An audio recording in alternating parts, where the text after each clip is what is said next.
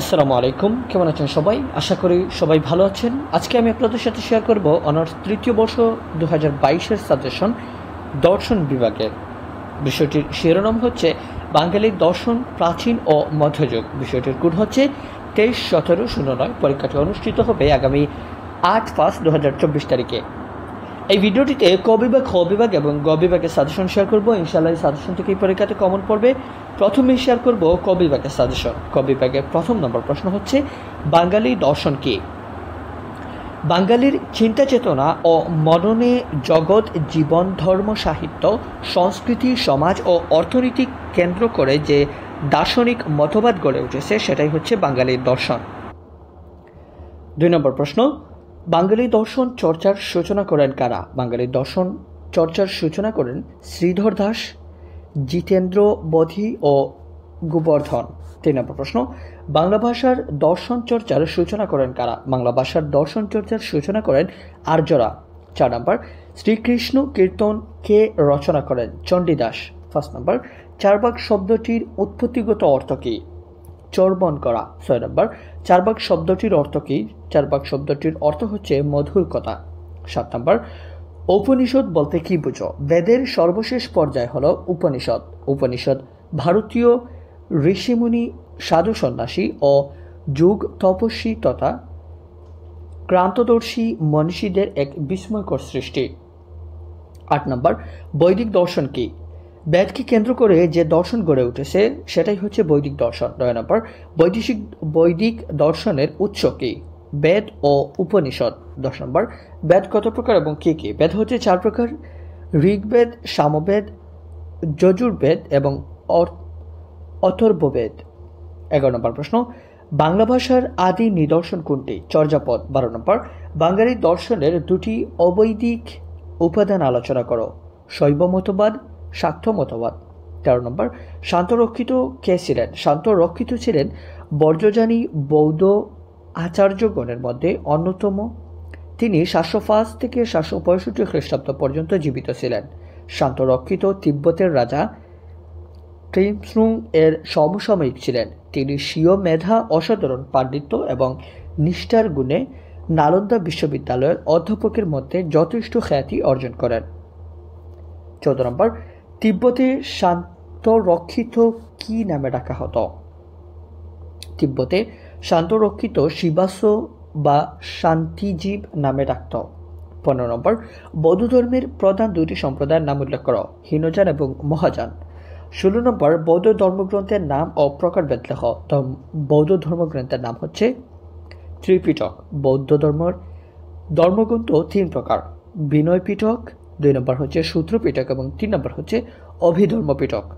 17 নম্বর, প্রজ্ঞা পারমিতা কি?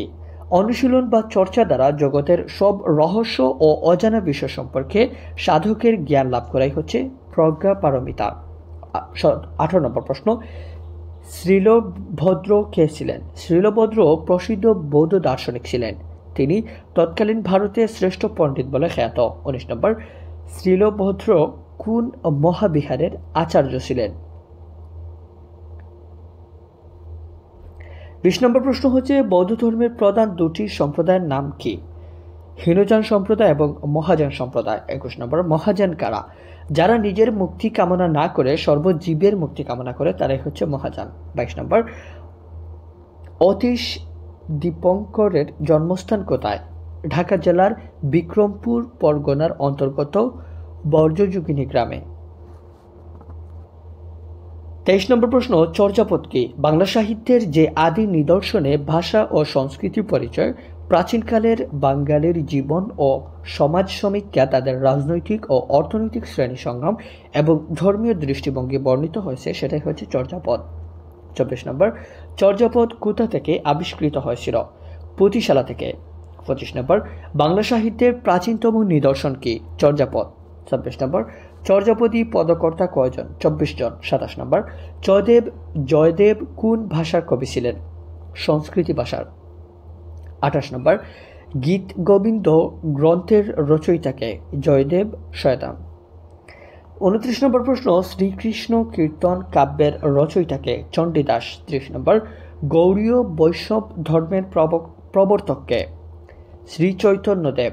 31 নম্বর, অচিন্ত ভেদাভেদ তত্ত্ব কি? সৃষ্টি বা স্রষ্টার যে স্বতন্ত্র তা কি বিভেদের সম্বন্ধ না অভিন্নতার সম্বন্ধ? এর সম্পর্কে বৈষ্ণব দর্শনে যে ব্যাখ্যা পাওয়া যায় তাই হচ্ছে অচিন্ত ভেদাভেদ তত্ত্ব নামে পরিচিত। 32 নম্বর, সুফি শব্দের উৎস কিভাবে? সুফি শব্দটি আসহাবে সুফা থেকে উদ্ভূত, আবার কেউ কেউ সাফ শব্দকে সুফি শব্দের উৎস বলে মনে করেন। 33 নম্বর, সুফি শব্দটি কোন শব্দ থেকে এসেছে? সুফি শব্দটি আরবি সুফ বা পশম শব্দ থেকে এসেছে। 34 নম্বর, বাঁকা কি? আল্লাহ সজাকে উপলব্ধি করাই হচ্ছে বাঁকা। 35 নম্বর, ফানা ও বাঁকা কি? আল্লাহর গুণাবলী প্রতিষ্ঠা করে আত্মবোধকে ভুলে যাওয়া হলো ফানা, আর আল্লাহর সত্তায় বা আল্লাহর চেতনায় স্থায়িত্ব লাভ করা হলো বাঁকা। 36 নম্বর, সুফি সাধনার স্তর কয়টি ও কি কি? সুফি সাধনার স্তর হচ্ছে 4টি: শরীয়ত, মারিফত, তরিকত এবং হকিকত। 37 নম্বর, বাউল শব্দের অর্থ কি? বাউল শব্দের অর্থ হচ্ছে ভাবের পাগল বা প্রেমের পাগল। 38 নম্বর, প্রেম দর্শনের মূল কথা কি? প্রেম দর্শনের মূল কথা হচ্ছে জাতি, শ্রেণী ও কুল নয়, ভক্তি ও প্রেমী মানুষের শ্রেষ্ঠ পরিচয়, প্রেমী মানুষের শ্রেষ্ঠ সম্পদ। সর্বশেষ প্রশ্ন, বাউল দর্শনে 4 চন্দ্রভেদ সাধনা কি? 4 চন্দ্রভেদ বলতে রজ, শুক্র, মল ও মূত্র এই 4 বস্তু গ্রহণ করাকে বোঝায়। এটাই ছিল ক বিভাগের সাজেশন। এখন শেয়ার করবো খ বিভাগ। খ বিভাগের প্রথম নম্বর প্রশ্ন, বাউল দর্শন কি? বাউল দর্শনের সংজ্ঞা দাও। 2 নম্বর, বাঙালির দার্শনিক ঐতিহ্য সম্পর্কে ধারণা দাও। 3 নম্বর, বাঙালির দর্শন লোকায়ত বা চারবাক দর্শনের গুরুত্ব আলোচনা করো। 4 নম্বর, নির্বাণ বলতে কি বুঝো? নির্বাণ বলতে বৃদ্ধ কি বুঝিয়েছেন সেটি আলোচনা করো। 5 নম্বর, যোগাচার বা বিজ্ঞানবাদ সম্পর্কে শান্তরক্ষিতের বক্তব্য ব্যাখ্যা করো। 6 নম্বর প্রশ্ন, প্রজ্ঞা পারমিতা ব্যাখ্যা করো। 7 নম্বর, শান্তিদেবের মানবভাবাদী মতের ব্যাখ্যা দাও। 8 নম্বর প্রশ্ন, সুফিবাদের উৎসসমূহ আলোচনা করো। 9 নম্বর, এই মানুষে সেই মানুষ আছে কে বলেছেন ব্যাখ্যা করো। 10 নম্বর, শ্রীলভদ্রের দার্শনিক চিন্তা ভাবনা আলোচনা করো। 11 নম্বর, যোগাচার সম্পর্কে শ্রীলভদ্রের মত সংক্ষেপে আলোচনা করো। 12 নম্বর, অতীশ দীপঙ্করের দার্শনিক চিন্তা ভাবনা ব্যাখ্যা করো। 13 নম্বর প্রশ্ন, চর্যাপদের দর্শন তত্ত্ব ব্যাখ্যা করো। 14 নম্বর, লালন শাহের দর্শনকে মরমী দর্শন বলা হয় কেন আলোচনা করো। 15 নম্বর, চর্যাপদের সহজিয়া দর্শন কি? 16 নম্বর প্রশ্ন, মরমীবাদ বলতে কি বুঝো? 17 নম্বর, জয়দেবের সমাজ দর্শন সম্পর্কে সংক্ষেপে আলোচনা করো। সর্বশেষ প্রশ্ন, সংক্ষেপে বৈষ্ণব দর্শনের উৎসসমূহ আলোচনা করো। এখন শেয়ার করব গ বিভাগ। গ বিভাগের প্রথম প্রশ্ন, বাংলায় দার্শনিক বিকাশের পটভূমি ব্যাখ্যা করো। 2 নম্বর, বৈষ্ণব দর্শনের উৎস কি? এই দর্শনে শ্রী চৈতন্যদেবের অবদান মূল্যায়ন করো। 3 নম্বর, বাঙালির দর্শন কাকে বলে? এই দর্শনকে সমন্বয়বাদী বলা যায় কিনা আলোচনা করো। 4 নম্বর, বৌদ্ধ দর্শনের প্রভাবশালী ধারা কয়টি ও কি কি? বাঙালির দর্শনে বৌদ্ধ দর্শনের প্রভাব আলোচনা করো। 5 নম্বর, ফানা ও বাঁকা বলতে কি বুঝো? ফানা ও বাঁকার মধ্যে পার্থক্য নির্ণয় করো। 6 নম্বর, বাঙালির দর্শনে শান্তরক্ষিতের অবদান আলোচনা করো। 7 নম্বর, বৌদ্ধ দর্শন প্রচারে শান্তরক্ষিতের অবদান আলোচনা করো। 8 নম্বর প্রশ্ন, শান্তিদেবের দর্শন আলোচনা করো।